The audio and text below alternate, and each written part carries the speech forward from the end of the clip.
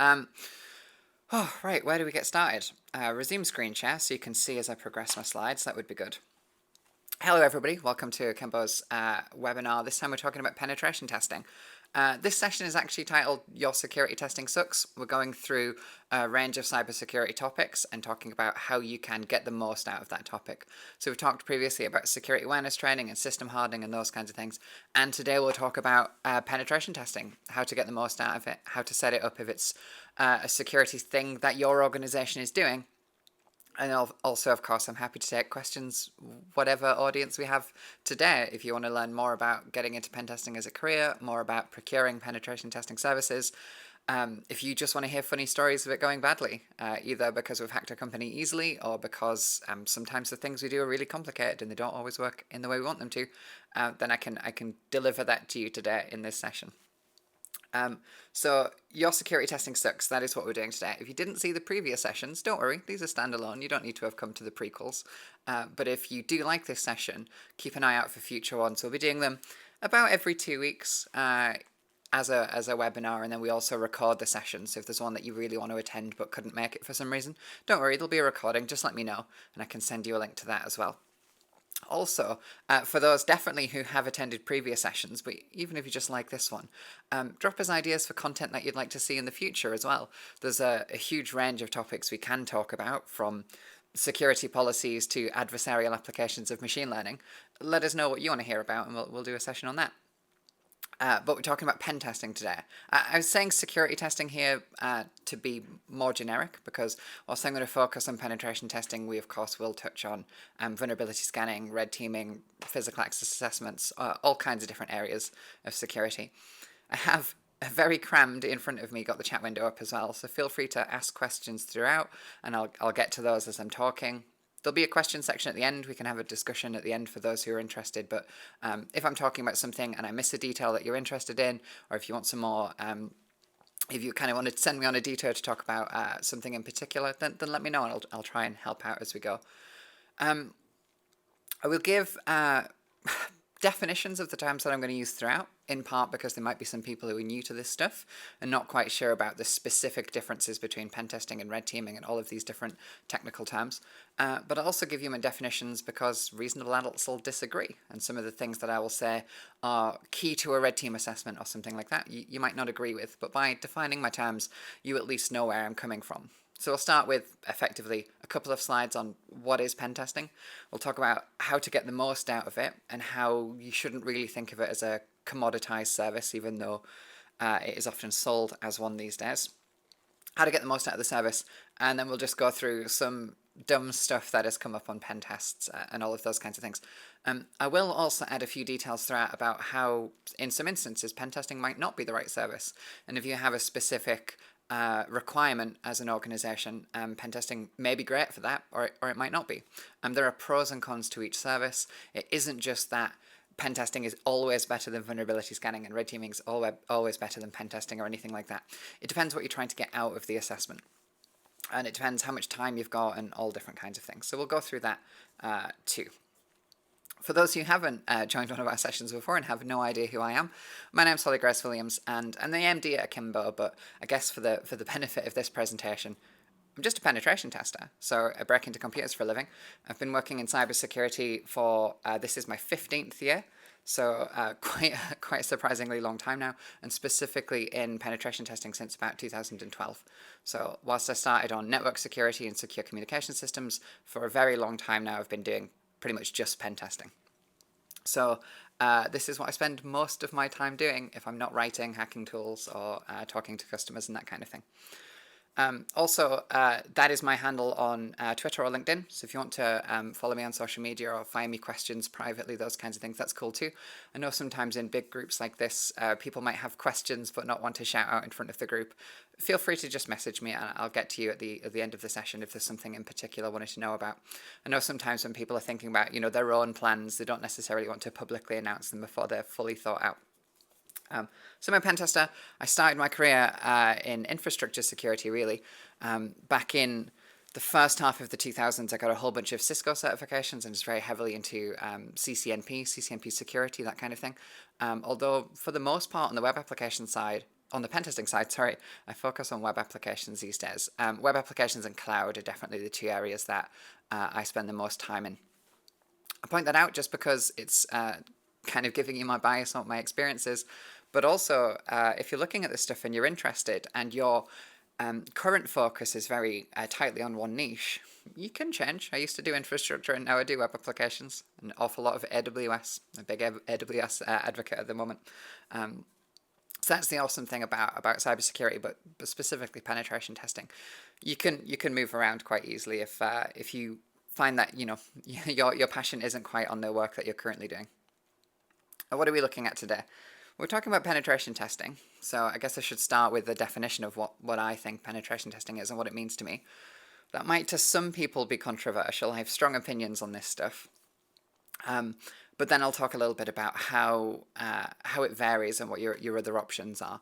I'll give you the textbook definition and then talk about how actually all of these things are really fuzzy, and if the textbook answer isn't what you're looking for, you can flex them a little bit. So we'll start there and then we'll move on. So for me, penetration testing is a human-led, scope-restricted, time-limited security assessment. And the big thing for me for penetration testing is we are actively exploiting vulnerabilities. So where penetration testing might benefit an organization is they have a system and they want to know what is the real-world risk of that system. There are other ways of grading a system's security. So you could take a compliance focus. You could go through something like PCI DSS and take a look at that kind of checkbox approach to security. Are all of the settings what they should be? Or something like, for Windows servers, you could think of something like the CIS benchmarks, a long list of settings and what they should be set to for security reasons. System hardening, those kinds of things. You can approach security from that point of view. But the difficulty is, with a lot of these vulnerabilities, context really matters. So if you think of a vulnerability like SQL injection, for example, a really well-known vulnerability. It's been around since Christmas Day of 1998 is the oldest documented example of SQL injection that I've seen, certainly. Well-known vulnerability that typically allows you to exfiltrate confidential data from a database. That in many instances is going to lead to things like credential leakage. If the database contains confidential information like medical records or payment card records or something like that, it's going to be a really, really significant issue for organizations. So generally we think of SQL injection as a high to critical vulnerability. But maybe the database is really locked down and you can't do any of the advanced stuff like command execution. You can only retrieve data, can't modify it or anything like that. Maybe the data you can retrieve is very limited, and maybe the kind of data is, whilst bad, we shouldn't ever disclose information without good reason, it might not be the really critical stuff like payment card information and stuff like that. Maybe it's just log entries or something. You can see here that the context of that vulnerability matters. Disclosing some log entries is not as bad as disclosing all payment card transactions and payment card numbers. So we're kind of taking the same vulnerability and showing that it can have different risk. So that's the thing with penetration testing.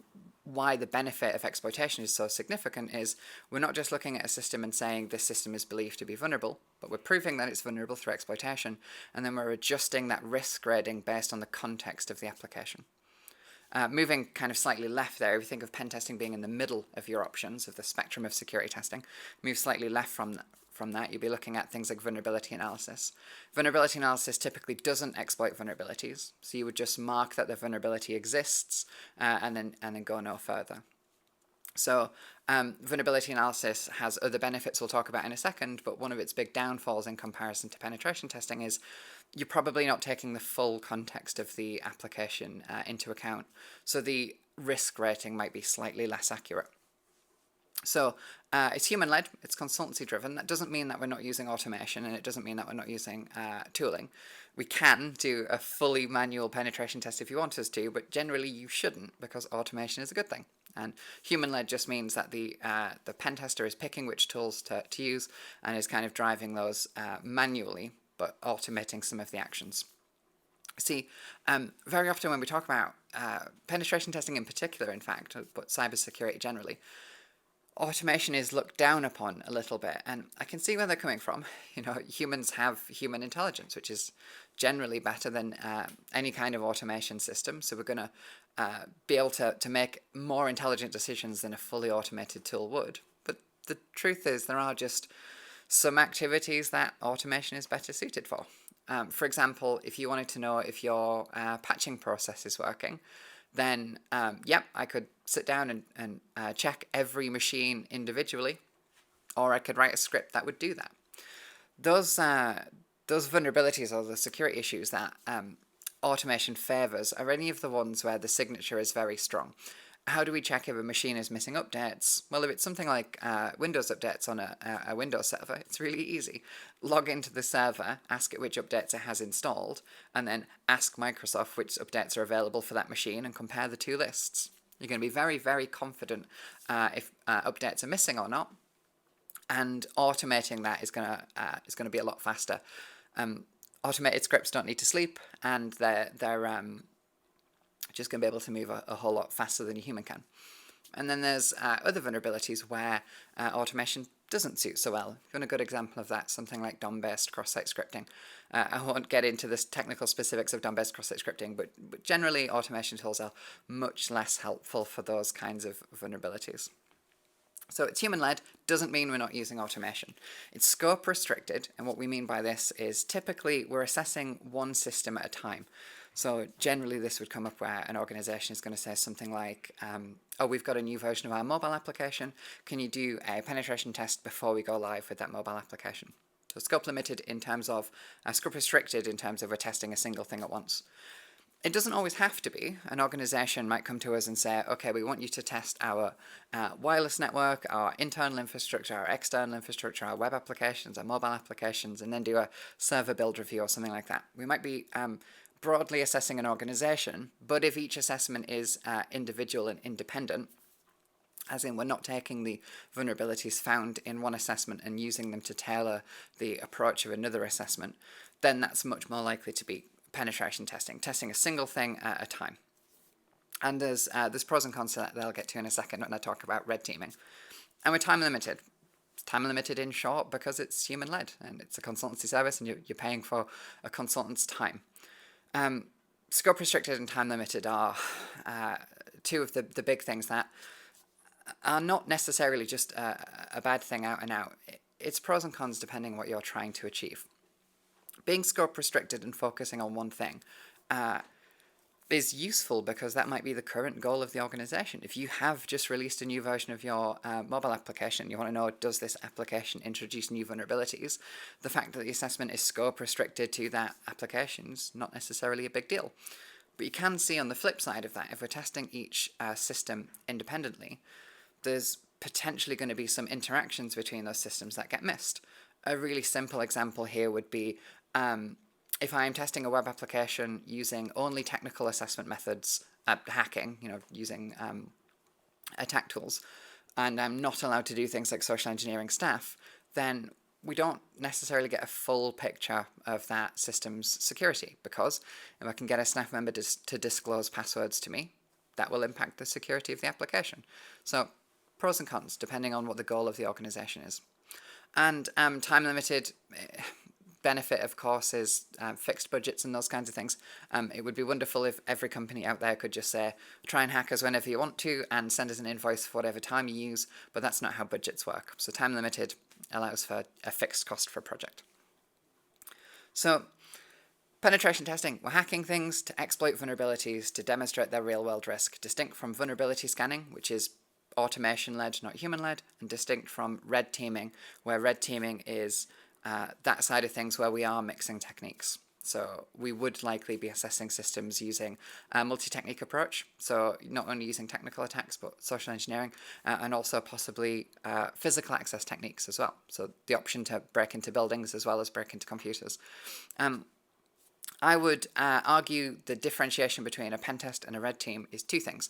The first is who is making the decision on the technique that is used. If it is the customer, the person who owns the system, then it's more likely a pen test. If the adversarial team is deciding whether they should use technical, physical, or social attacks, it's more likely to be a red team. And then the second big thing is there a blue team? Is there a defensive team actively monitoring the system? If we're not only aiming to find vulnerabilities in the system, but we're trying to demonstrate the organization's ability to respond to a realistic threat, and we're testing their response capability as well, then that's a red team. So immediately we have these different approaches, and I guess you could kind of categorize them into three different approaches, from vulnerability analysis to penetration testing to red teaming. And I said I'll give you the textbook definitions first and then show you that it's actually a little bit fuzzier than that and you have some more options. And what I'm referring to here is if I was doing an assessment and I was allowed to use technical and social engineering, and I was assessing multiple systems, so maybe multiple web applications, and maybe the web application and its infrastructure is in scope, those kinds of things. To me, that's a pen test for two reasons. The customer is deciding what technique I use when, and I'm not assessing the organization's response to the attack. I'm just looking for vulnerabilities. That's still a pen test to me. But you can see we are still moving towards red teaming because it's multi-technique. We're looking more at those integrations than just standalone systems. So you can adjust these things however you'd like to. Those aren't your only options. That we'll cover more options as we go through. But in short, penetration testing, yeah, it's just hacking things. One of the big things that comes up from this idea of getting the most out of your penetration test, the kind of big takeaway, is for every assessment you should have some kind of assessment goal. Now, on the red teaming side of things, this is really well formalized, and we're probably doing something like adversarial emulation, or what I mean there is specifically looking to use the TTPs, the techniques of a specific threat group. This organization, through something like threat intelligence, has determined that this kind of threat group is likely to target them, and they want to determine their risk to that particular threat group and how well they respond to that risk. So red teaming is definitely goal-orientated in that way, but pen testing can be too. It's really important to have a conversation with a penetration tester in terms of what is it you're trying to get out of this assessment. That could be very simple. It could be there's some specific things that the organization is currently worried about. So the organization is worried about ransomware attacks, for example.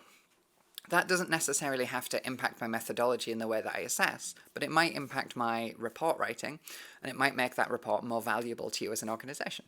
If you're worried about ransomware, and I can specifically discuss the risk of ransomware attacks and how the vulnerabilities that were discovered play into that risk, then that'll be more valuable to you. So discussing those things with your tester is going to deliver more value. But equally, sometimes, in fact, every time we do an assessment, every time we do a pen test, we ask the customer effectively what is their motivation? Why are you performing this penetration test? And we get a whole range of answers, and the why one company might pick one reason over another doesn't particularly matter to me. It's your company and your risk to manage, but it's very interesting to hear from them the reasons why. Some companies will say something like, we're a PCI DSS company, we need an 11.3 test, that's it.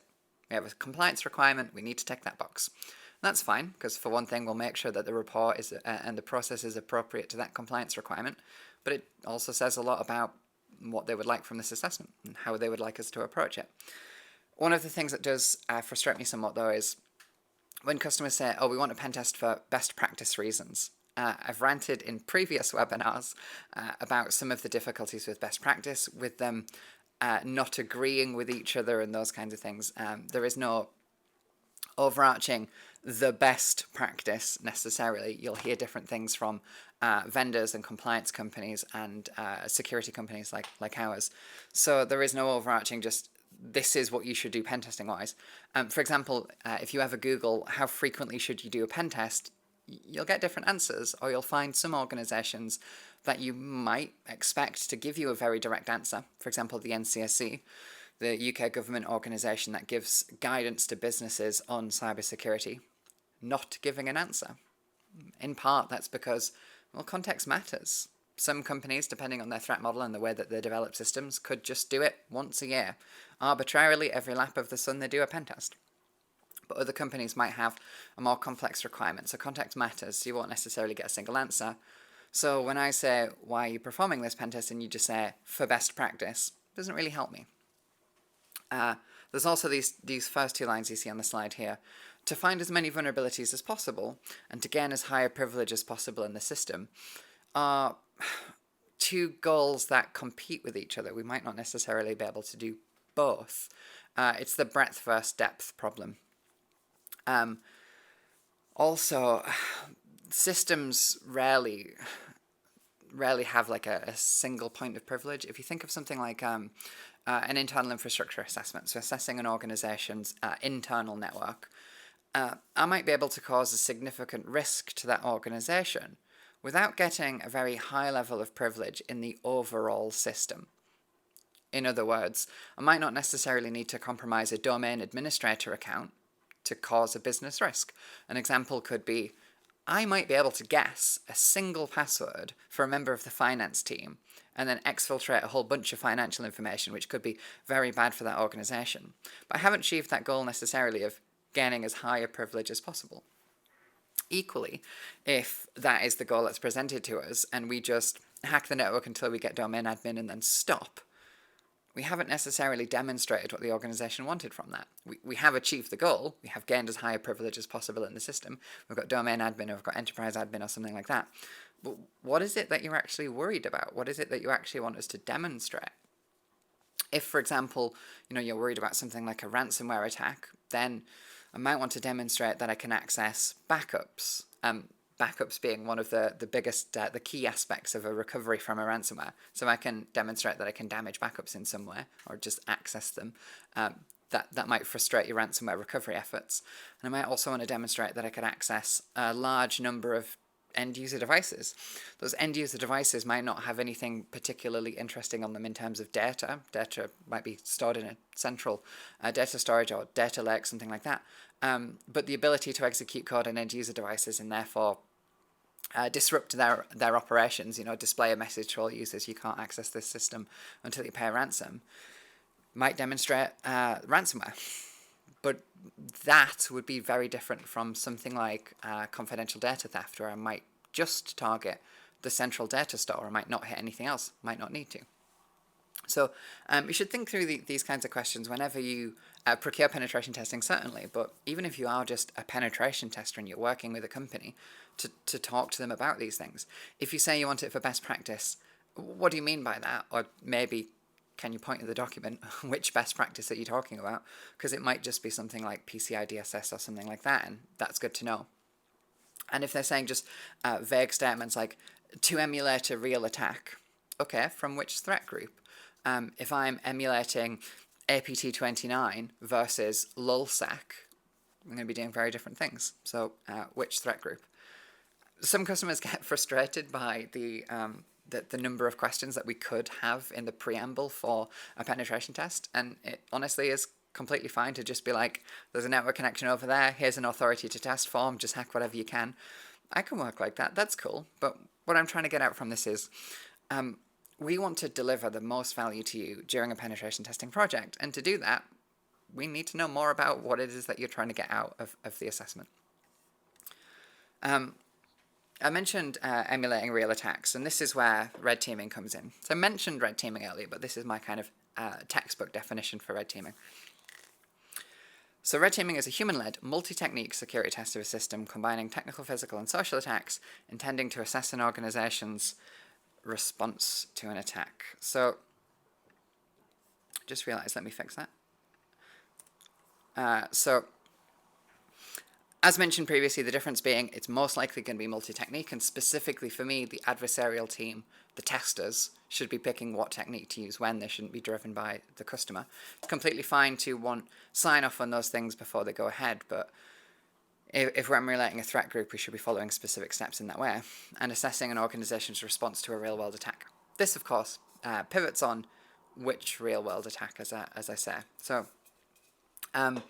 if you're looking at red teaming, you should be looking at specifically what is it that you're trying to emulate here.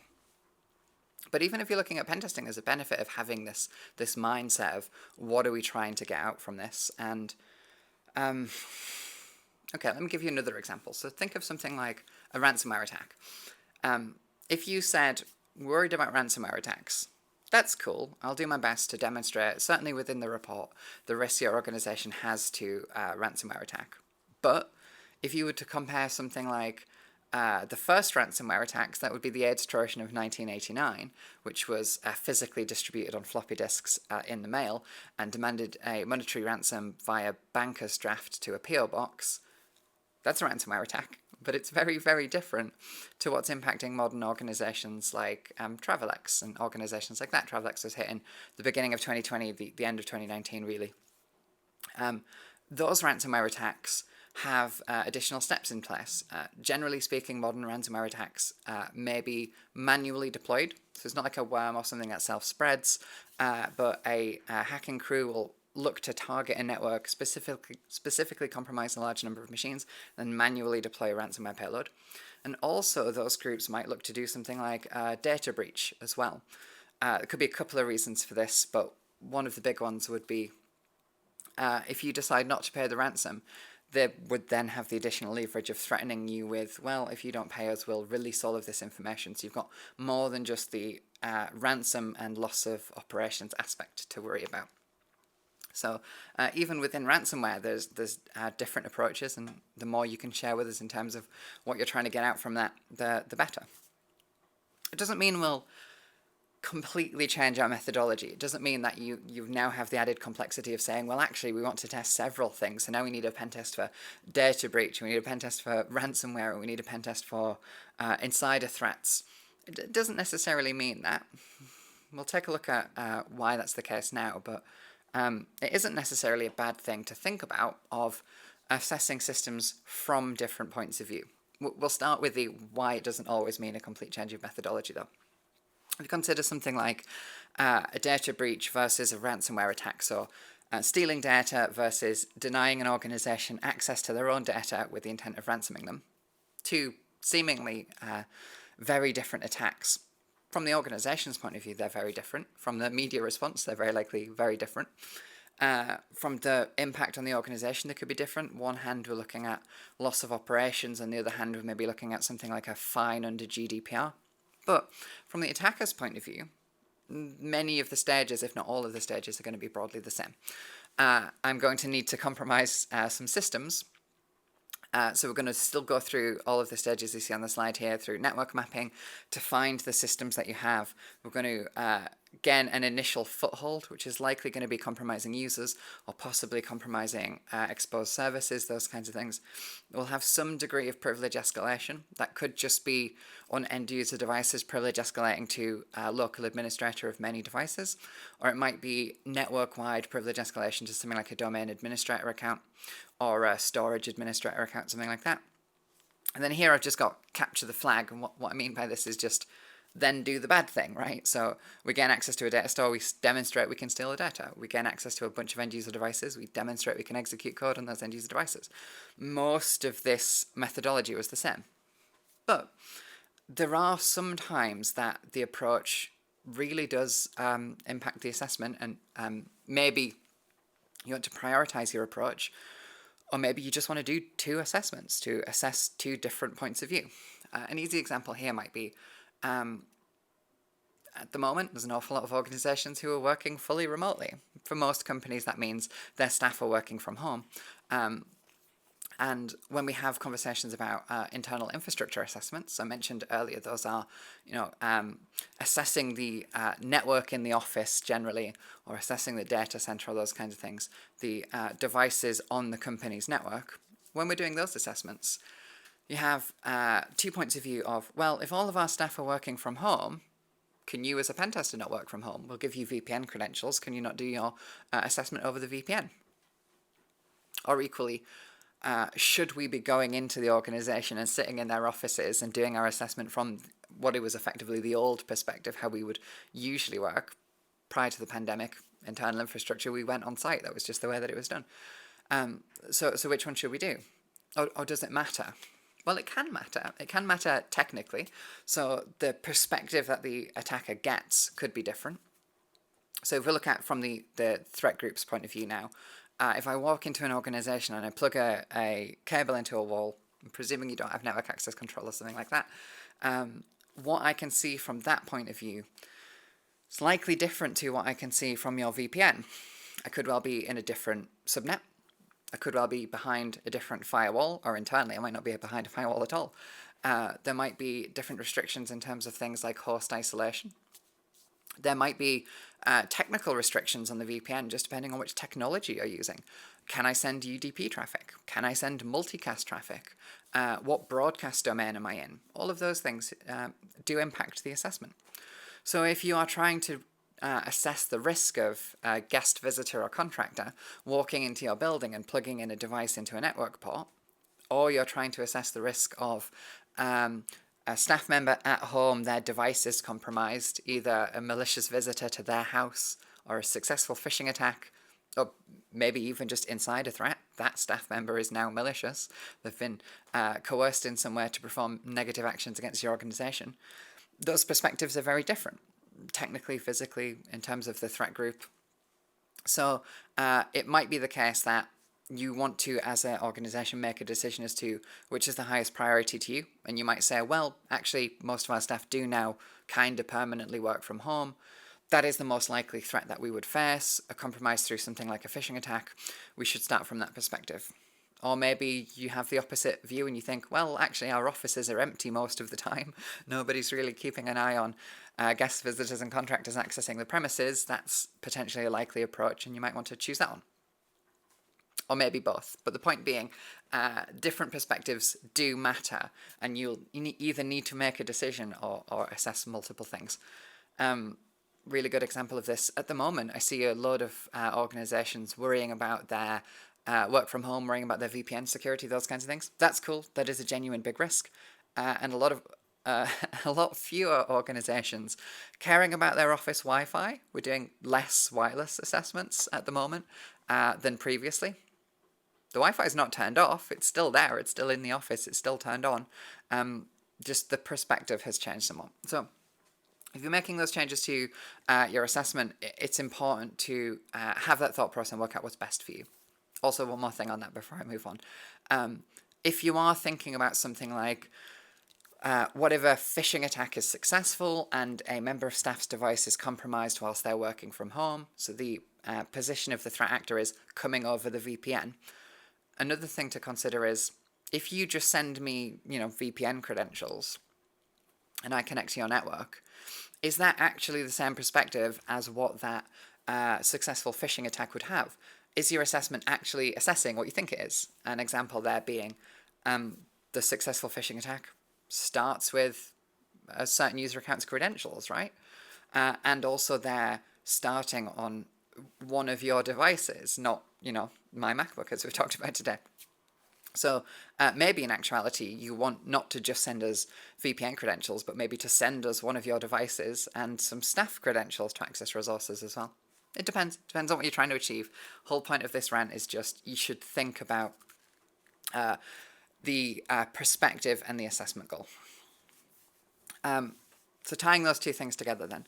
I mentioned earlier that penetration testing typically assesses a specific aspect of a system, so internal infrastructure assessment, external infrastructure assessment, social engineering assessment. We very often do these separately, but you don't have to. You could decide that we think the risk of phishing is significant to us, so we will do a phishing assessment first, see if the testers can compromise a bunch of user accounts, and if they can, then use those user accounts as part of the internal infrastructure assessment or something like that. So you can combine them together while still running them independently by just using the output of one to inform the input of another. What I'm trying to say here is beware the gap. So worry about where your testing might not be demonstrating the risk of systems interacting with each other in the overlap. And also, red teaming is often romanticized as this, advanced kind of assessment and something that organizations should aim for. And there's a lot of reasons for that. It's kind of fair in many instances. It is a very good assessment of an organization. But some organizations just aren't at the level of maturity yet to really benefit from a red team engagement. Maybe they've not got everything in place yet. And you don't have to just run boxed, scope-restricted pen tests and then suddenly move to a full-scale red team assessment. Think of it more like a spectrum, and you can make advances in that direction. So those are the two big things there. Another thing being, if you are worried about this idea of this interaction between systems, the example I gave a second ago was, do a phishing assessment. If credentials can be gathered, then do an internal infrastructure assessment with those credentials or informed by the output of that assessment. That's cool. Another way of doing it is just an assume compromise. So still doing those independent assessments, do a phishing attack and see how that goes, and then do an internal infrastructure attack, but just start the internal infrastructure from the likely point of view that a successful phishing engagement would have. A couple of benefits to that. One of them being it allows you to run these assessments concurrently. We can have one tester doing phishing and one tester doing internal infrastructure because you don't have to have the actual output. You can just assume a phishing attack is likely. Let's do an assessment where if a phishing attack was successful, what would happen next? So that's another thing to consider as well. Giving the two sides of this, of course, the old way of thinking is we don't assess our internal infrastructure because you'd have to compromise the perimeter first, and the perimeter's probably pretty good. Maybe you've even had a pen test that demonstrates it's pretty good. The more modern way of thinking about these things is if something goes wrong, we want to know what the impact of that something would be. And this highlights another gap with pen testing. And what that is it's not only time limited in terms of it's a consultancy services you're paying for a number of days, but it's also a point in time assessment. So we might do an assessment this week. We might find a range of vulnerabilities. You might start working on those vulnerabilities. Microsoft might release an update next week which introduces some new vulnerability. They mess something up, and suddenly the risk your organization faces has changed. The threat landscape has changed. You've got this new vulnerability. So accounting for that can be very, very difficult. How do we account for vulnerabilities that might come out in the future?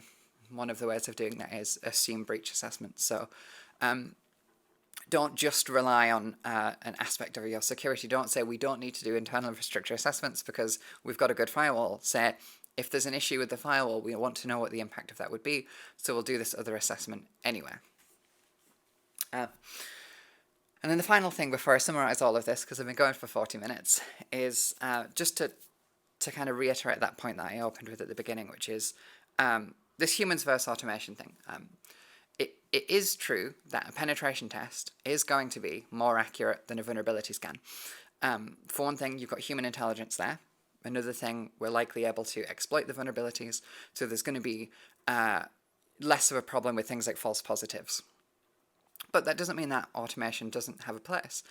Some of these vulnerabilities are really easy to automate checking of. So one of my favorite vulnerabilities is link local multicast name resolution spoofing. It's got a much longer name than it needs to have, but it's a great vulnerability.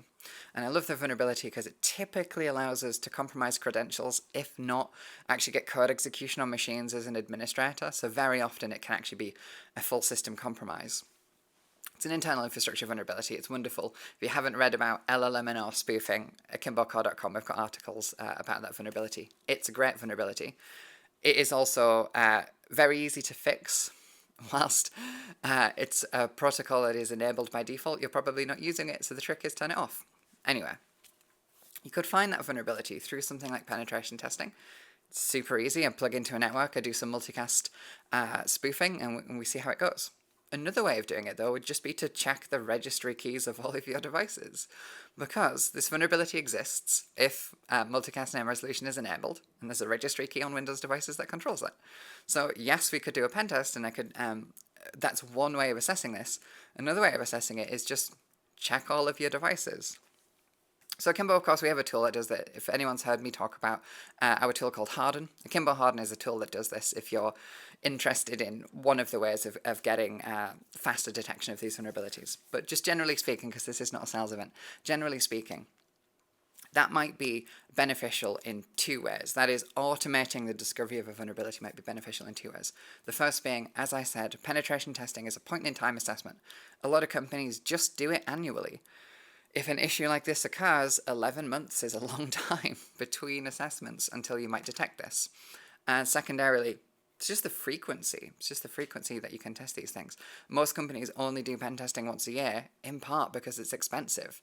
So automation reduces costs in that way, and it can allow you to do that. So I'm not trying to necessarily sell you Akimbo Harden, although it's an awesome tool. What I am trying to say to you is Don't just think that human-led security is always better. It has benefits, human intelligence, less false positives, those kinds of things. But the more frequently you can assess security, the better. And running security checks frequently can be challenging, but automation is one of the ways to address that.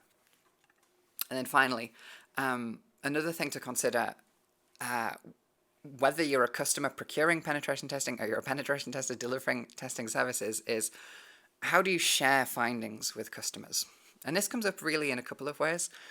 Some customers are a little bit timid about the idea that penetration testing involves exploiting vulnerabilities. They're worried that there might be a situation where exploiting a vulnerability could lead to system instability, those kinds of things.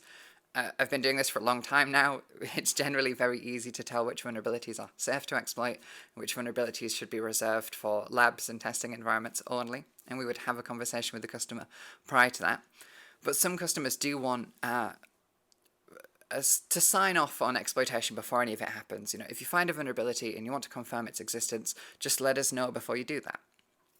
Or they might have something like, if you find a vulnerability above a certain rating, so if you find a vulnerability that is critical, for example, let us know immediately. And immediately might contractually be within 24 hours or something like that, depending on the assessment. Those are both fair points. Customer wants to know what's happening on the assessment, be it prior to exploitation or when something interesting is found.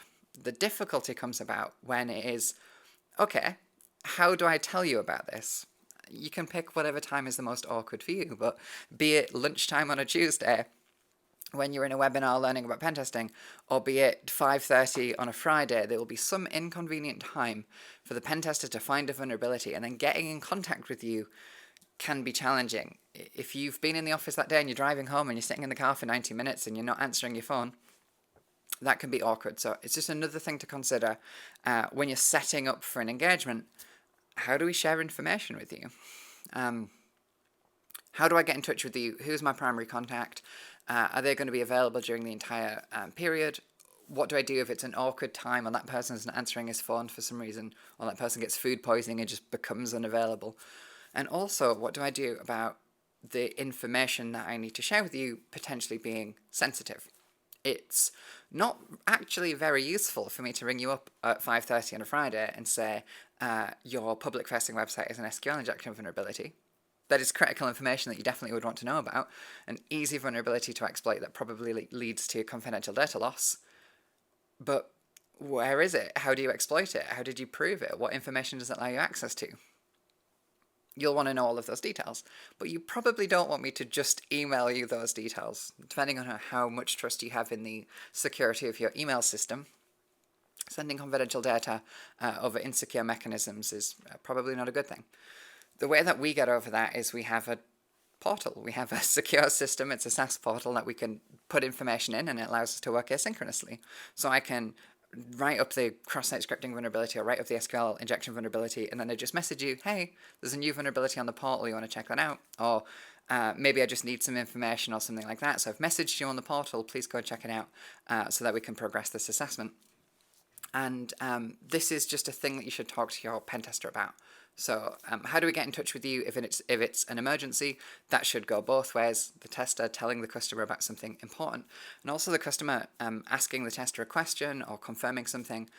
Maybe you've seen some disruption on one of your systems and you want to know if it's related to the pen tester.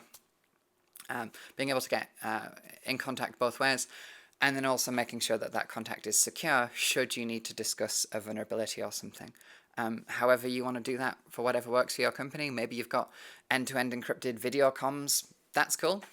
Or maybe you just want a fancy ticketing system where you can add vulnerabilities, mark their risk rating, and securely share information. But it's something to think of at the start of the assessment, because there's nothing worse than it being 5:30 on a Friday and you're sitting there thinking, is this vulnerability bad enough to annoy this customer? Do I really want to ruin this guy's weekend? And sometimes it's better safe than sorry, so we're probably going to ring you up. But that's it. That is everything that I wanted to talk about today. So in short, before I stop for questions and that kind of thing, I wanted to share with you the better way to deliver penetration testing. The first thing, regardless of whether you're a customer or delivering pen testing yourselves, is what is the goal of this assessment? What is the motivation? Are we trying to emulate a specific threat group? Is it for best practice? Then which best practice?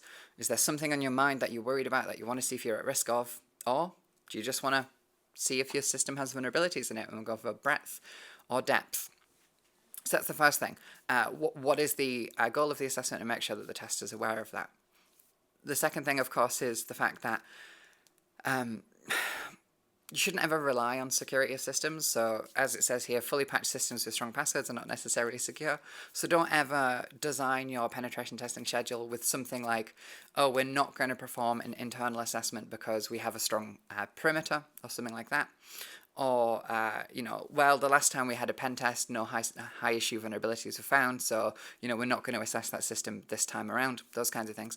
You should be thinking of a more modern approach, that assume breach that I talked about. Assess each system independently if you want to, but allow the information about the other systems to inform those assessments, and also consider it's a point-in-time assessment. What if something changes? How can you get the best value out of this assessment, not knowing what might change when? So assume breach stuff. And also, yes, manual pen testing is the best thing. I am a pen tester. I love, manually discovering vulnerabilities.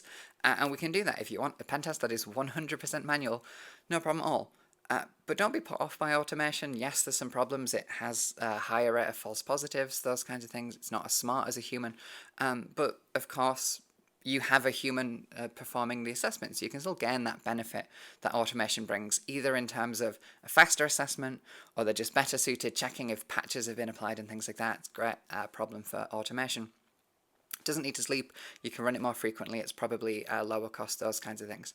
So whilst academically we might think of vulnerability analysis, penetration testing, and red teaming as separate approaches, there is some fuzzy middle ground in the middle that you might want to move into to get more from your assessment. If your long-term goal is red teaming, you don't have to suddenly jump to delivering a red team assessment. You can make progress in that direction as you go, as your organization matures its security approach.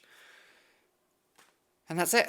That's like 45 minutes ranting about hacking things for a living.